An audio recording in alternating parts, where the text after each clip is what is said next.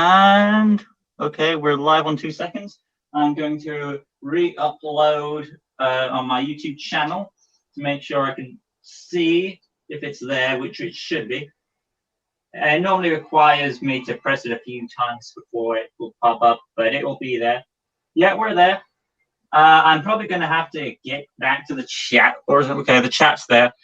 Hey guys, welcome to the Voice of Delila chat. This is a special event for you guys, and this is a tremendous honor, not just for me, but for the fans as well of the Lynxy series. I don't know if you guys are going to be able to attend or not because of the time zone, but we'll see. So, of course, welcome Jessica Wilkinson, Voice of Delila. Hey, how are we doing, guys? It's an honor to be here. Honestly, I've been looking forward to this live session for ages now. It's going to be so good. There's so much to talk about. I love my character. Delila's so great. I mean, like, there's so many different elements to Delila's character. I mean, you know, she's got the humor on her side, but I love how sassy she is. I absolutely love how sassy she is. And she's merciless. Like, she has an element of care to her, but very, very rarely. She's likable, but she's also, she's pretty nasty as well. Don't you reckon, Lucas? Oh, indeed. From her wicked sense of humor to her merciless, from the area that she owns, she tries to take as much power as she's very controlling about not just her minions as well, but she wants specific things right then and there. Hi, Donick. Welcome to the chat. Yeah, absolutely. Yeah, she kind of reminds me. Have you ever seen Willy Wonka in the Chocolate Factory? Oh yes. Yeah, it's like Veruca Salt, right? She's a bit of a spoiled brat, and she's very, very, very manipulative.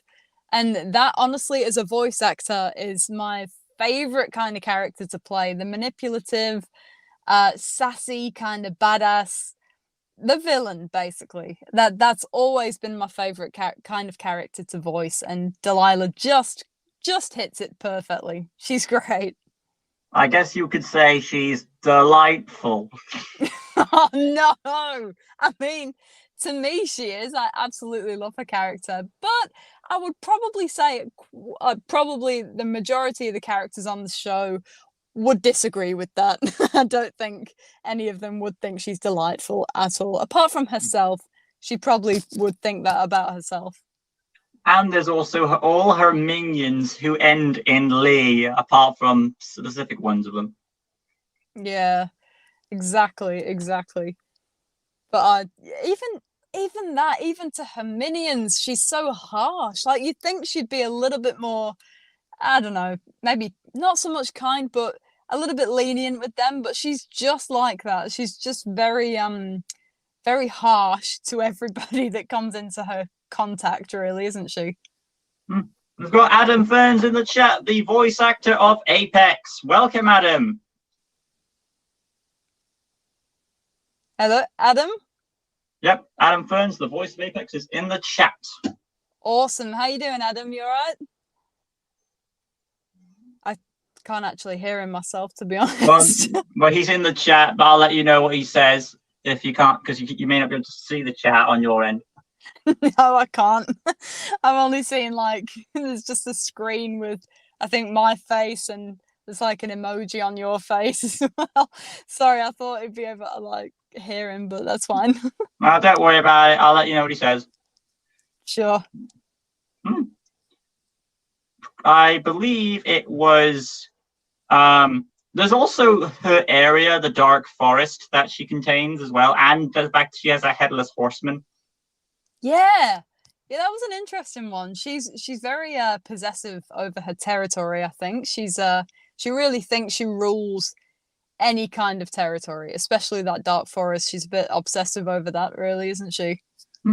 All right, Adam says, I'm doing great. I heard about this stream from Lucas and I wanted to pay a visit to the stream. All right, Adam, I am not sure if you have time to attend, but if you do, I will add you to the stream, because I know sometimes he does work on some days, but if he does have time to join the stream, I will happily add him. But if he wants to just be here to ask the questions, feel free to do so, so he'll let me know. Awesome. No worries. Yeah, like you say, Lucas, if you have any questions about Delila and how I, act for her, go for it. Absolutely. And he says, and hear the real voice for one of the best villains in the series. Awesome. Thanks. I appreciate that. Well, that all depends, Adam, on who he's talking about, because Adam, you and me all voice really awesome villains in the series, but I think I understand what he meant. Guys, I've just realized this is a full podcast of villainous voices. It's like a secret meeting going on right now. It's great. I feel so victorious right now. I don't know about you guys. Well, I wouldn't be surprised that, because you do have a big fan base. You've seen the artwork that Orakan has done. Yeah. Oh my god, that was fantastic. I loved that. That was really good.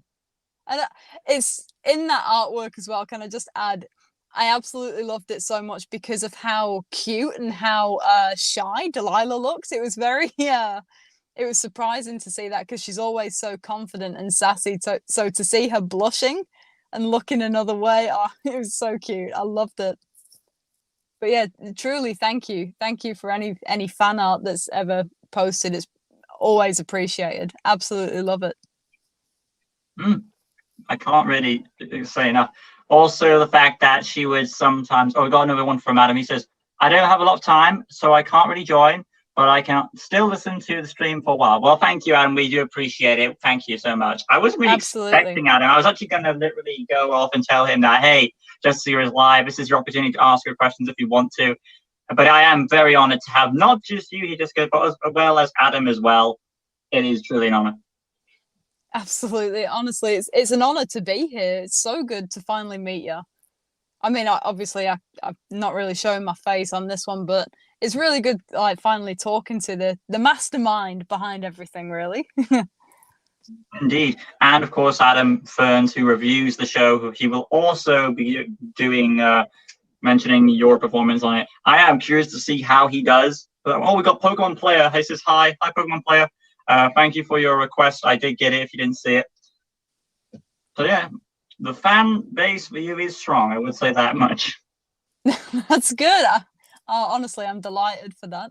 That's so good. I'm glad we're getting a good audience target here. I know. It is pretty incredible. I know that the original plan was to have Satya, who's the voice of Lynxy and Talus, do the voice. Because before you were given that role, it was I went an audition page and Lynxy's voice actress was originally supposed to get the role of Delila, and when we finally get to Delila, when she comes back, we find you. But she did manage to do the pilot, the first episode of season 8. So Lynxy's voice actress does manage to get the part she was originally supposed to be. But she did such a good job of Lynxy and Talus. And you did such a good job of Delila that we kind of changed it. I actually, honestly, I'm not too sure. I've forgotten how you found me. Did you comment on one of my videos? Like, I don't it was the Sinbad one. Oh, Eris, the goddess of Discord, of course. It would be that one. Yeah, I remember that. I remember you commenting. I was so excited when you commented, honestly. I was like, what? Guys, I've just been like, somebody's just commented on my... I was so happy. I was so excited. Oh, yeah. It was more... Because I don't know for you, but when the Lynxy series finally asked you to be part of their show, because I don't know if this is ever... You've done voice work before on your YouTube channel, but has ever something like this come up for you before? Well, I have done quite a few voiceovers for other things as well. Like, there's been a few YouTube animation shorts and stuff, and I used to study theater arts, so I'm not just a voice actor. I actually do film acting as well, so I'm kind of working on another voice at the moment too. So yeah, I do have quite a bit of experience in the acting industry, but there's just something about voice acting that's different, and I absolutely love it. It's definitely my favorite kind of acting, 100%. Got some comments. Pokemon Player says, thank you for my request. I loved it, no problem. Adam says, the review for Series 8 will be probably one of the longer reviews. I would be surprised without how much stuff's going on that season. But all I'll say about it is that I'm really excited to make it. Awesome. That's so good. Absolutely brilliant. Also, Adam does do a Q&A on each season as well, Jessica. So if you want to ask any questions to Adam, feel free to say them now if you want to. Probably after this, when he does manage to finish the season. And if you have any ones for like the future, I'll have to write them down. Yeah, I'll have a think about that one as well. I'll write a few down and send them over. That'd be great. Pokemon player says, do you have any other roles for any other characters coming up in the series? If you're talking, for Jessica? For me? I am a bit questioning like who's that question addressed to. If it's addressed to me, I probably will. I do. While I do voice some main characters like Impus, oh good god, Impus, and then of course Demon Eye, and then as well Viper, surprisingly, which people are still surprised I voice Viper. Yes, I do voice a female in this show. And then of course, as for Jessica, she does, as some of you are aware, she also does voice the Miss Di character who's going to get killed off. So, but apart from that. So I don't really have much to say, but she does have other roles. Yeah, I love performing as it's brilliant. It's great to have such a diverse and different kind of role as well. It really spices things up. It's great. This is I have one of my friends. He gave me a piece of paper saying, "I've seen your channel, Jessica. Would you say is Delila like one of the best roles you've ever done, or is it like the best role, or is it in the top 10 that you've done?" Oh, Delila's 100% one of the best roles I've ever done. She's so much fun. So like I'm quite used to playing the villain. That's usually the kind of character as a voice actor that I gravitate towards too. I don't know if it's because I have a deep voice. I don't know if it's because maybe I have an evil side. I really don't know. But yeah, Delila's definitely up there with one of my favorite characters to play. She's so much fun to voice. 100%. I think that what drove me to it was the fact that you bring so much energy to the performance. Really, that's what brings it out to me. I like. Thanks. Because like the more you take it seriously, the more fun the more you're committed to that role. You know what I mean? Yeah, absolutely. You've got to take these kind of roles seriously. Obviously, you got to have the element of fun, but you really have to get into character, especially for somebody like Delila. She's a very, very strong character, and I'm obviously in real life I am not an evil person. So trying to get into into an evil character, it can be difficult. It can be a challenge, especially doing that evil laugh. Oh wow. That needs practice, by the way, but yeah, so good. Pokemon Player says, "Can I also add episode 9 was great, by the way. I love the relationship between Ella and Apex." So do I. I love them.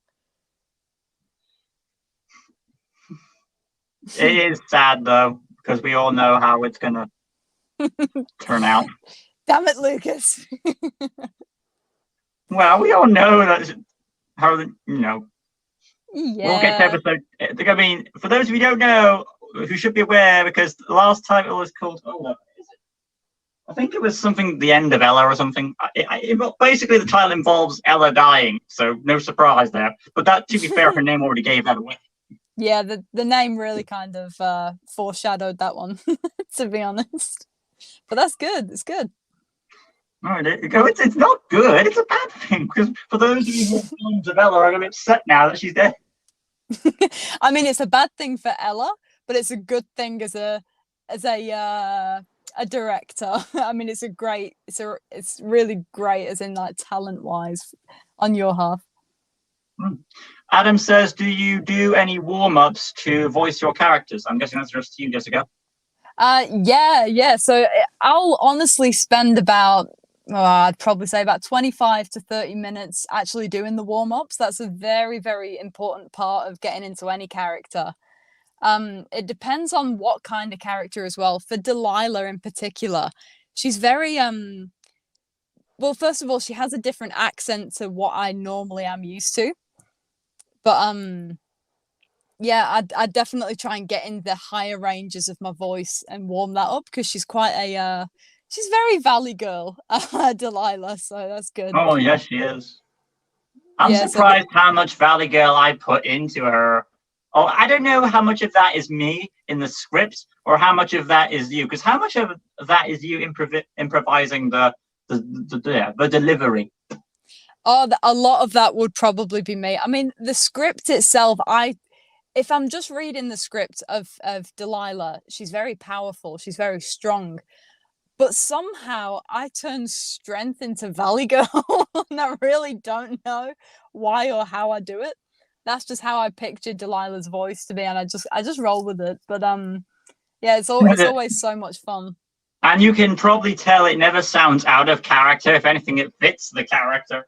Yeah, exactly, right? So I'm really, really, really happy to be performing as a Valley Girl villain. Like, that's such a cool combination.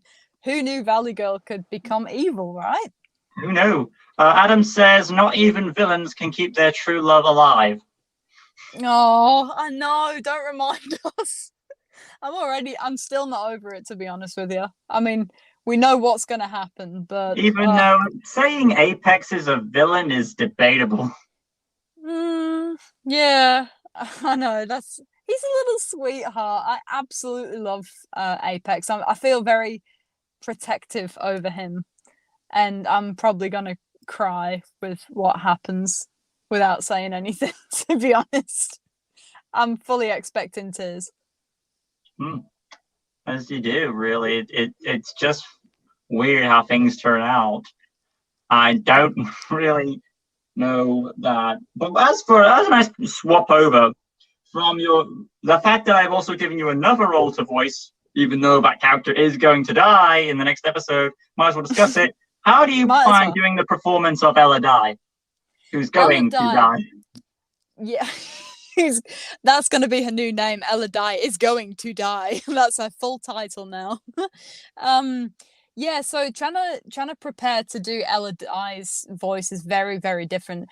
Lucas, I don't know if you've noticed, I actually do that in a different recording entirely to Delilah's ones, if you've ever noticed that one. So basically with Ella Die, she's very soft spoken, and she's got a very different accent as well to Delila. So I'm actually playing two opposites, really. So I go from Delilah's Valley Girl American's my favorite accent to perform as.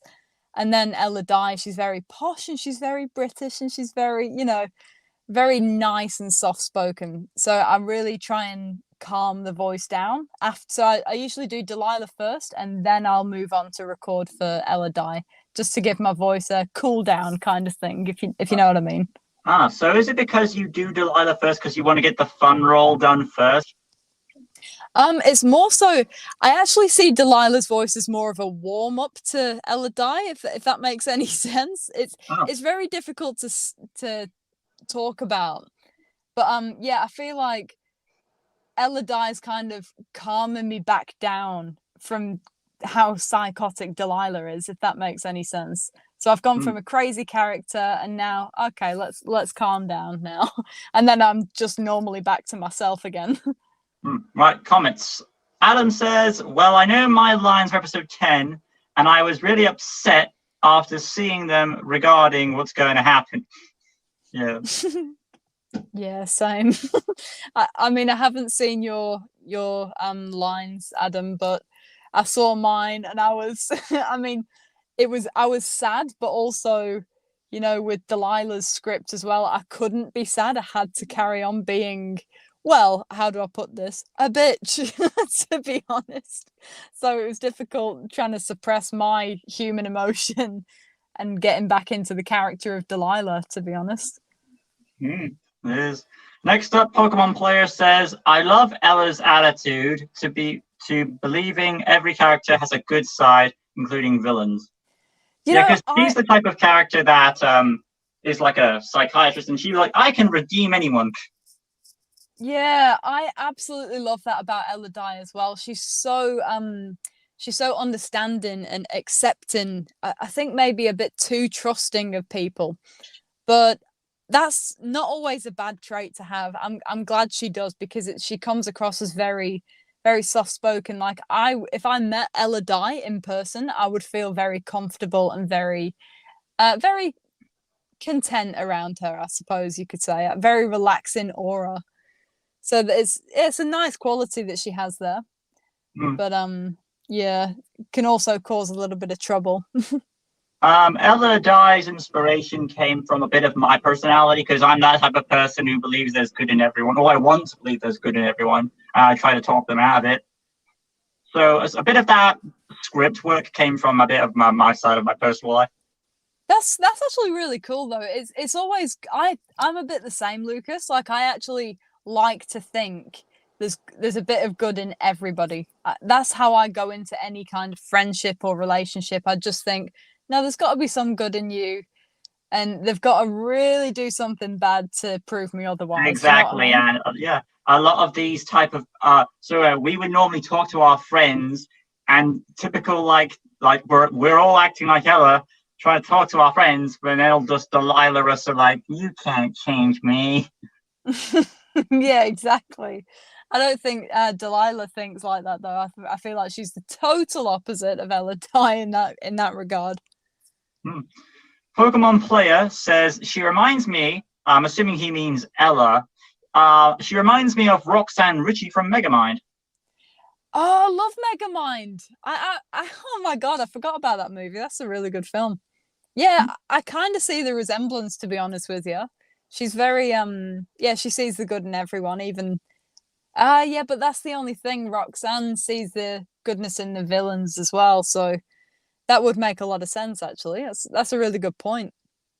Well, she judges people based on their actions, so Yeah. I mean, yeah, that's a good point. That's actually a really good even comparison. though I can see where Pokemon Player is coming from, but at the same time, the whole point of Roxanne is like, if she's judging people based on their actions, then if that's the case, Ella ignores what the character has done. Like, Delila blows up or attacks the city, and despite the fact she's done this to change her out of it, I'm going to talk you out of it. Unless Pokemon Player is referring to that scene where Roxanne goes to confront Titan and stop it, even though it's a bit late for that. Yeah, I was gonna say, how scary is that guy though? What's his name? Titan. Yeah, Titan. Yeah, that's a very, very complex, kind of creepy villain. Like, yeah, he is technically a creep. Me and Adam have discussed this before in a previous stream, but I didn't put him on my top 10 list of DreamWorks villains because I thought he was a creep, so that's why. But Adam liked that because he is a creep. Adam says he must be on the list. Well, again, Adam, if you are listening, which I know you are, if I butcher that in any way, I apologize. Yeah, I kind of see how he could be a really creepy villain. I mean, he's not my favorite DreamWorks villain at all, but he's definitely an interesting kind of character. It's not a very normal kind of villain. I think that's why I like him. It goes above and beyond the whole average villain. Adam says, I would love to see a stream where this is what I would like to see too, where all the voice actors for the Lynxy series, but due to different countries and schedules, it probably may not. I mean, like, this is a really good time for me. I don't know about the other voice actors. I mean, depending on where everybody is, like you say, it's quite all over the world, really. There's America, there's England. I personally am in Western Australia, so I don't know if you can probably tell by the accent. Actually, my normal talking voice, it's half Australian, half English, because I was actually born in Manchester in England, but I moved here when I was about 6 years old. So I have kind of half and half accent, I guess. Well, from what I understand, you're not the only one of the Lynxy series cast who is from Australia. Yeah, do you know what? I actually heard that in the series. I thought I could hear an Australian accent in one of the characters. Yep. Oh, her name slips me now. Monkey what's her King. name? Yeah. I heard ever so slightly that Australian accent. I was like, oh, that's an interesting one. That's cool. I think that's a good idea. That we'll also discuss the other villains because we mostly have been talking about your own character, but I think it'll be good to see what you think of the other ones as well. Adam does say, though, if I can get to it, there we go. I put Titan on my list for reason of how effective he was as a villain, which I can understand. Yeah, I totally get that though, because Titan actually had a real impact on me because I felt very like creeped out by him. Like I wasn't scared of him, but I was really kind of, oh, geez, I wouldn't want to mess with him, if that makes any sense. Nah, I wouldn't either. Yeah, he's like the kind of stalker ex that's kind of been scorned by the girl. Yeah, I mean, I can understand him to a certain extent. It's like he's just trying to get a chance with the girl, like any other guy or any other female trying to get a man. For those of you who are lesbians or gay, no offense, I would technically want to do that. They would try to take their chance at a relationship, but the way he's going about it is kind of not the right way.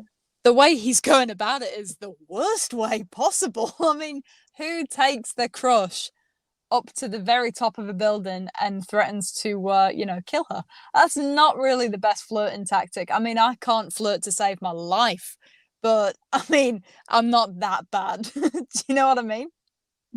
If I was Titan, I would, well, first of all, just have a conversation. And maybe when she needs you, you do something nice and help develop. Think about it. Roxanne right now in that story wants to stop Megamind. So why don't you help figure out what Megamind's up to and, work together and, when you have a chance. Exactly. Instead of going completely against it and kind of making it like a forced relationship, which is exactly what he tries to do. Let's be realistic. Because he doesn't try and ease into anything. Think about it. Bernard, basically, in quotes, Bernard, Megamind, was basically doing that. And that's what got him Roxanne in the first place. He was helping Roxanne with what she was invested in. And that's yeah. Anyway, though, Adam says, I'm sorry to say I have to head off now, but it's been great to hear your real voice, Jessica, and I look forward to seeing your next voice roles. Oh, thank you for joining us. It's been an honor, dude. It's been a real honor. Thank you for joining. Indeed, always an honor. We do look forward to your Q&A and your review whenever they come out for season 8. That's going to be something. Oh, good. I look forward to that. So thank you. Yeah, same. Yeah, thank you in advance as well. I really appreciate it. And I don't know if Adam's going to be around here. He'll probably rewatch the rest of this just in case he misses it. But just for the sake of it, we will talk about the other characters. And I think you've said most of this, but you have said most of this regarding him, but we'll go over it. First, what character we'll talk about, and since Adam is here in quotes, because he may have just gone, who knows, we'll talk about him first, Apex. Apex. Well, I don't know where to start about Apex. I absolutely love that character. I think he's the perfect balance of strong, he's protective, but he's also very, very kind. And that's a personality trait that I'm very blown away by with that kind of character. Like, to look at Apex, I would be very, very scared. Like, I actually think he's quite an physically intimidating character. But when you get to know him, he's a real softie and he's very sensitive and kind, and he's great. I really, really, really like his character. I think he's really developed. Honestly, Lucas, the last episode where you did the it was like the Tarzan music. What was it called? What's the name of the song? Strangers Like Me. Yeah, that really, really struck a chord in me. Like, I loved that scene because it just shows them how much he thinks about Ella, and it's so sweet, it's so cute. But it also, in the back of my mind, so I was thinking, oh, this is cute. But also in the back of my mind, I was like, oh my God, tragedy's about to strike. So it really lures you in. You did a Oh, really indeed. good job with that. From a behind-the-scenes reasons, I chose that because Adam knows this, you don't know, but Adam knows this, you don't. Tarzan is my favorite Disney movie, and I think it might be Adam's because that opinion can change. Oh, Tarzan's a really good film, though. It's really good. It is. I've not Adam watched is it still here, and he did say, well, I'll tell you what, Lucas, when episode 10 comes up, I'll upload my review after that. That's going to be incredible to do that. Yeah, that'd be really cool. As for the Q&A for season 7, Q&A was 2 parts, and each of those videos was around 50 minutes. Jesus, that's pretty cool though. I expect the fan base to be big. Yeah, I'm getting a vibe of that now. It seems pretty Adam big. Burns didn't even mention about Stephanie Myers and her obsession with Stephanie Myers. Basically, there are specific fans who do specific artwork of specific characters, and well, there's Delila's artwork, and you don't want to know. You get the idea. Yeah, I get you. It's that. Right. Delila inspired me to do great things. Again, Stephanie, if you're watching this, I apologize in any way. But you inspired me to do such incredible things in my life. Bungee jumping, skydiving. Good God. Wait, how? Hang on. Delila encouraged her to do that. Because she's a thrill seeker, apparently. I really don't know what I've done. Well, I'm partly to blame for this as well, Luke. So yeah, that's on me as well. But that's cool though, how it's having such an effect. I mean, bungee jumping, wowzers. I voiced Delila, but I don't think I'd ever have the guts to be able to do that. I know that certain characters in media do have an effect on people in life, because like if you know the most iconic one, obviously, being Heath Ledger as the Joker, was such a great Joker. His life was taken. Yeah, I know. Jeez, he's perfect for that role. He was born to do that role. It was phenomenal. Oh yes, best live action Joker. I would agree. Mark Hamill is still the best overall Joker, I would say, because he's done the performance for over 20 to 30 years now. Yeah. But yeah, secondly would be Heath Ledger. Oh, you actually know where Heath Ledger's from, right? He's from where I live. Australia? Yeah. So Heath Ledger was born and raised in Perth, which is exactly where I live in Western Australia. It's cool, right? Of course, another psychotic villain. I know, right? Maybe this is like the breed. Maybe Western Australia is like the breeding ground for psychotic villains, because I know for sure. I'm sure one. And you know that Monkey King was also inspired a bit by Heath Ledger's Joker, because he had the whole, I got these scars, and she's Australian. Yeah, that's awesome. Maybe okay. Maybe that's a bit of a maybe there's a certain vibe to that. And speaking of Monkey King, why not transfer over to that villain? Monkey King, yeah. Absolutely fantastic. Love it. She's just very like you say, very psychotic. She really makes me laugh. Like I really, really enjoy that villain. She's great. Because when you say she, well, the voice actress is a woman. She is playing a male. Yeah, exactly. It's a very interesting kind of character. Do you know what though, Lucas? I'm drawn into all of the characters because, like I said before, they're all very big, huge, different personalities, but not one character is the same in this series, and that's what I love about it. It's so diverse. Yeah, it's just like you've got Delila. She's Valley Girl, a bit crazy. You've got Apex, who's very strong and stern, but he's also kind. And you like Viper. I love Viper. Absolutely love Viper. I think she's great. Oh, that's a challenge for me because I've got to voice 3 to 4 several characters, but I have to also give them different performances as well. Yeah, that would be a real challenge. I mean, like it's a challenge for me doing just the two, but yeah, I can imagine that you've got the effect over your voice on those villains, though. Hey? Hmm. Yeah. And I believe at one point I do want to do a specific character that doesn't have any speaking sounds, but just snarls and effects. So I'll be testing my limits of my voice. Right. Yeah, absolutely. Yeah. If I could, yeah, just absolutely send it. Just go for it.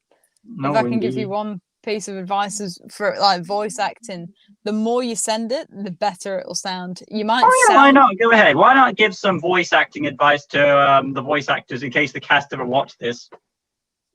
yeah, sure. I mean, I'm no professional, but yeah, if I could just give anybody that does voice acting a piece of advice, it's to just go for it. I know you might feel silly, you might. I personally have gone past that stage now. I don't even care if I sound or feel silly. Just get past that. You are no longer yourself. You are a different character now. You've got to just send it. If you have to laugh, if you have to cry, it's not really you doing that. It's your character. So really go for it. Mm, I think is what I can say about especially voice acting, because you as you can't do. really physically get into it. You have to do that all vocally. So it's an interesting art, really. Oh, indeed. Moving on to the next character on the list. Oh God, Impus, Viper, or Demonite. Who you want to take? Oh, let's go Impus. Okay. Okay. Say your Oh, piece. Impus. Impus. He, yeah, he cracks me up. He cracks me up. But I'm also like, like we were saying about Titan before, I'm actually quite scared of Impus. Like, You're I'm scared of actually, Impus? yeah, I know it sounds silly, but I actually am quite scared. Like, I feel like he's very unpredictable. Like, you can't guess his next move. Like, he's very, very, yeah, you really, really can't predict what he's going to do next, or even say next. He's very erratic. One minute he's like calm, and then it's like he'll change his mind like the wind. And I love that about him. He's a very interesting character. Oh, indeed. I think he is kind of no surprise. He is kind of incompetent because he tries to be. He believes that he's entitled to be the best villain ever because he's the son of one, arguably the greatest villain ever, and the fact that he's not because of a specific twist of fate. Yeah, yeah, exactly. Yeah, there's just something about him. I don't know. Like I know he doesn't like particularly look terrifying, but there's just something about his personality that really draws you in, and then it's like, oh, boom, like in a horror film when you kind of like drawn into the suspense, and then something big happens. Like I always feel on edge watching Impus. Oh, indeed. And I feel like when his mom's gonna go, he's probably gonna snap. Yeah, 100%. I'm fully expecting that, but oh, that'll actually be a really good character arc. It'll either be the making or the breaking of that character. Indeed. The So fact is, though, when his mom does eventually, yes, guys, spoiler, Viper will get killed off with the character development. It kind of has to happen. But even when she does go bye-bye, Impus can't really do anything because he's still not transformed yet. yeah, that's the only thing. Oh bless. That's gonna be a really, really interesting character arc. I'm really interested to see how that pans out. Because, like, most of these villains, normally the classic villain formula is they try to become powerful. But for Impus, power for him is like it's kind of like how do I put this? It's like getting power for him is because like he feels like he needs power to measure up to the others, or like some sort of school thing, or for maybe it's like I'm entitled to this power because it's my dad's legacy. Yeah, yeah, exactly. I get that. Yeah, I definitely get that kind of vibe from him. But I feel like he's very individual in the way he is as a villain as well. Like he doesn't try and cut, even though his dad's like a really powerful villain. he doesn't try and be him either. Like he tries to be his own villain, and I really appreciate that kind of character. When you're not trying to pretend to be something you're not, he's just very, forward with everything. Even though he, yes, probably is incompetent, but he's really cool and like as an actual character as well. And not to mention his own sword is literally called the Plushy Sword. It's not even dangerous. It's just a foam weapon. Yeah. Yeah, that makes it all the more funny, to be honest. But yeah, it's a really interesting kind of character he's got going on there. I would say there are many. Impus is a character that is very funny throughout the show. But are there any moments that you remember that made Impus made you laugh? Honestly, I wouldn't be able to pick a particular moment, to be honest. Like there's so many where I was just kind of like, oh my god, and then just like it would be like I'd probably say like an anticlimax. Like you think he's going to do something really dangerous, and then it turns into something quite funny. But there's quite a few of those moments, and I really really like those. They're brilliant. But I wouldn't be able to pick a particular moment. There was so many. If you heard anything in the background, ladies and gentlemen, that would be my sister in a cameo for the video saying hi. Hi. Yeah, she was there. I'll let her know you said hi, Jess. Please do. I don't want to be saying hello. Huh? If you say so. Yeah, I would. Impus does have his funny moments. I would say there were two moments for me that made me laugh for him, and that was either there's this running. No, I know. Actually, I take that back. I know what it is now. I was gonna say it's either the time where Impus is like, I screwed up and I have to find some excuse to get out of this, and he's like, they're sinister. Yeah, exactly. Or the time where I think the montage where he's like, now that Monkey King's gone, I can be the big villain, and there's this big failing montage of him always losing. Yeah, exactly. That's one of the best ones. That was a really good moment. I kind of felt sorry for him in that as well, though. Like I was laughing, but I was also going, "Oh, bless." And it gets to a point where he breaks the fourth wall and prays to Adam Burns' statue, because that's my paying tribute to Adam. Yeah, that's a really. I don't know why, but I think movies and series and whatnot that do break the fourth wall are some of the most comedic, some of the best kind of stories ever. Have you seen Deadpool, Lucas? Huh? Have you seen Deadpool? Oh, I've seen Deadpool. Yes, I like the first one more than the sequel because I haven't seen the sequel, but part of me doesn't want to see it. Yeah, I think it's worth a watch, the sequel, but it's nowhere near as good as the first one. But Deadpool is a perfect example of breaking the fourth wall and making it perfectly hilarious. I absolutely love it. As for my favorite joke of Impus overall, it's got to be, now there is a running joke, which is, but Mom. Yeah. Yeah, absolutely love that. That's a drinking game of how many times Impus says that. But yeah, there actually needs to be. Oh my god, we'd all get pissed if that happened. Oh, it's so good. But of course, after that, I think my favorite joke is like, Impus is like, there's this conversation where Viper's upset with Impus over, and it could be anything.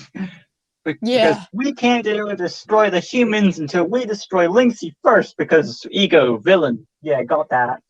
So Impus is like, all right, we need to get the Impus is where transportation is the baby buggy, and Impus's response is, I hate the baby buggy. That's the. I know, I love that. He's such a child. I love it. But like he's so, like I say, he's like so unpredictable. Like one minute he's a child and he's funny, and I feel like he's a very dependent villain. Like he tries to be himself, but he relies on his mom quite a lot. And Korag. Yeah, and Korag. Which we don't really talk much about his henchmen, because most of his henchmen are pulling his weight, because without him himself, he mainly relies on his henchmen to beat a specific character up, then Impus will knock him out, finish him like, I take the credit! Yeah, exactly. Exactly. Oh, it's so good. Lucas, Mm. I don't mean to cut this short, but I'm about to run out of battery now. It's Oh, literally indeed. gonna. I can't really blame your phone because, like, this conversation is so awesome. It's going to take your phone out too. I know If it's mm, gonna if you're blow the able battery. to do this another time for another date, we could probably set it up and we'll have our phones properly prepared for it. Yeah, absolutely. Let's do it. I'm more than keen. And who knows, maybe next time we do that, we can have our cameras working for that event. Hopefully, we could. Oh yeah, absolutely. I have Indeed. nothing against that. It's been a really hectic time at home, but yeah, absolutely. Next time we can do the cameras as well. Yeah, this to me, no doubt about it, and no offense to my family about it, is easily the best Christmas present for 2021 for me. Oh, bless. It's been so good. I'm so happy we've done this. It's an honor, honestly. I'm really happy about it. And even though it's your first season, I feel like you're on for a big wild ride with the Lynxy series. I feel like this is like I can't say the rest about everything that came before this, but as of right now, would you say this is the high point of your career when it comes to the voice work? 100% at the moment. It's awesome. Absolutely loving it. It's an Mm, honor.